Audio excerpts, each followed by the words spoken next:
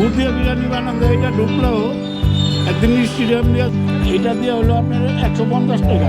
এটা দিয়ে? এটা দিয়ে 150, ওকে, আর এটা দিয়ে হলো 110 110 110 120 110 120। আর ডিম? ডিম দিয়ে হলো 40।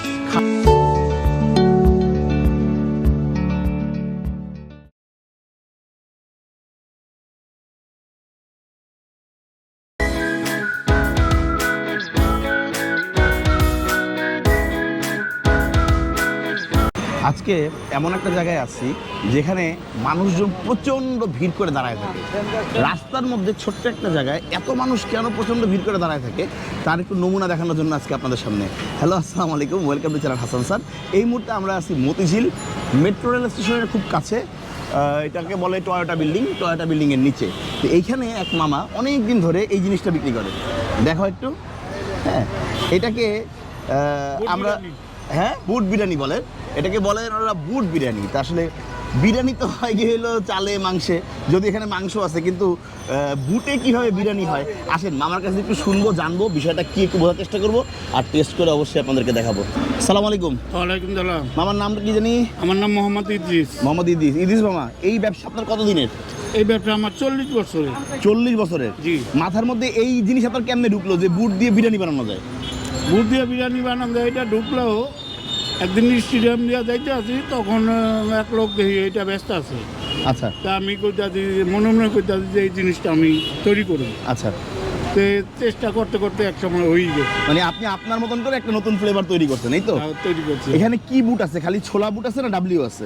না, ডাবলি নাই, এটার ভিতরে আছে মটরশুঁটি মটরশুঁটি আর হলো আপনার ছোলা বুট। ছোলা বুট। হ্যাঁ। আচ্ছা, তা বুটের সঙ্গে আবার এই যে ডিম মাংস এগুলোর রহস্য কি? মানে এটাকে নামটার সঙ্গে যে বিরিয়ানি বানানো, বিরিয়ানির সঙ্গে নামের সামঞ্জস্য করার জন্য নাকি? হ্যাঁ হ্যাঁ, এই জন্য। আচ্ছা, এই আপনার বুটের দাম কত করে? আমার বুট হলো এটা দিয়ে হলো আপনার 150 টাকা। এটা দিয়ে? এটা দিয়ে 150, ওকে। আর এটা দিয়ে হলো 110 110 110 120 110 120। আর ডিম? ডিম দিয়ে হলো 40 খালি বুট? 20। খালি বুট 20। হুম। আচ্ছা, আপনি আমাকে একটা ইয়া করেন, আমাকে একটা ছোট চিকেনের পিস দিয়ে এক প্লেট বুট দেন, আমি তো খাবো, খেয়ে টেস্ট করে দেখাবো ইনশাল্লাহ যেটা আসলে বিষয়টা কি। আচ্ছা। ঠিক আছে, ঠিক আছে, ধন্যবাদ।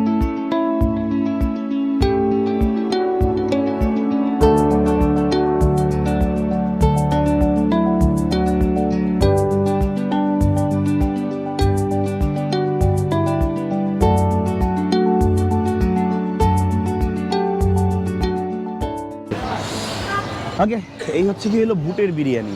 খুব সিম্পল একটা জিনিস, অনেক মানুষ এখানে ভিড় করে।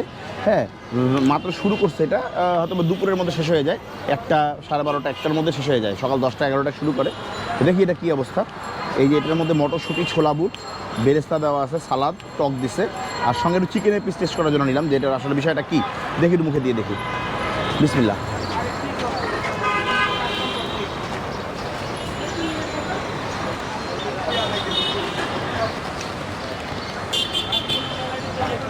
একটু ডিফারেন্ট সেই বিরিয়ানির মশলা রান্না করার পরে একটা যেরকম ঘ্রাণ আসে ওইরকম একটা ঘ্রাণ, মজা। কিন্তু একটা বিশাল কিছু বা বিশাল ধামাকা ওরকম কিছু না, বাট মজা।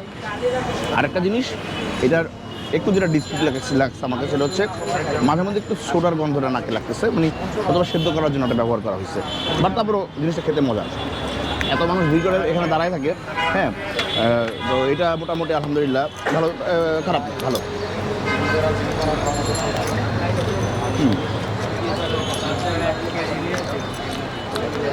চিকেনটার কী অবস্থা দেখি, ভেঙে গেছে টুকরা। ওকে, একটু ফ্রাই করে রোস্ট টাইপের করা।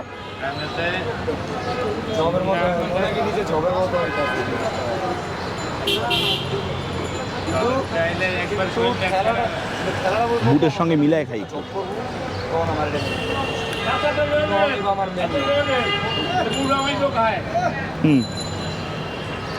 ওকে, যাই হোক, এই ছিল আমাদের আসলে বুটের ভিডিও।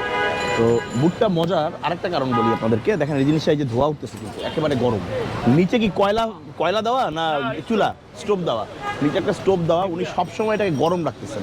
এবং ওই মাঝখানে স্টোভ জ্বলতেছে, পাশ থেকে নিয়ে এসে ওইখানে বসায় রেখে ওখানে নাড়াচাড়া করে গরম আপনাদের সামনে উপস্থাপন করে দিচ্ছেন। যাই হোক, জিনিসটা আশা করি খারাপ লাগবে না। যারা মতিঝিলের রাস্তা আসা যাওয়া করেন, এখানে মোটামুটি ওনাকে সবাই চেনেন, দীর্ঘদিনের ব্যবসায়ী, অনেক দিনের পুরনো ব্যবসায়ী। তারপরে যারা নতুন আসবেন মতিঝিলে, মনে হয় জিনিসটা ট্রাই করতে পারেন। ঠিক আছে, লোকেশনটা আবারও বলে দিই, মেট্রো রেল স্টেশনের ঠিক আর একটু আগে। এটা হচ্ছে গেল কি জানি বলে, টয়োটা টাওয়ার বলে। টয়োটা টাওয়ারের নিচে আসলে পরেই মামাকে পেয়ে যাবেন। আচ্ছা, আর মতিঝিল পেট্রোল পাম্পের অপর সাইডে, হ্যাঁ ঠিক আছে, মতিঝিল দৈনিক বাংলা মোড়, মতিঝিল বা দৈনিক বাংলা মোড় পেট্রোল পাম্প যেটাকে বলে, এটা ঠিক উল্টা পাশে আর কি। আরও সোজা বলে দিই, আলিগড় হাউসের উল্টা পাশে। ঠিক আছে, তাহলে আজকে এ পর্যন্তই। ক্যামেরা রাফাত, আমি হাসান মঞ্জুর বিদায় নিচ্ছি। সবাই সবার জন্য দোয়া করবেন আর নিজের সৃষ্টিগত রূপে মেনে চলবেন। আল্লাহ হাফেজ।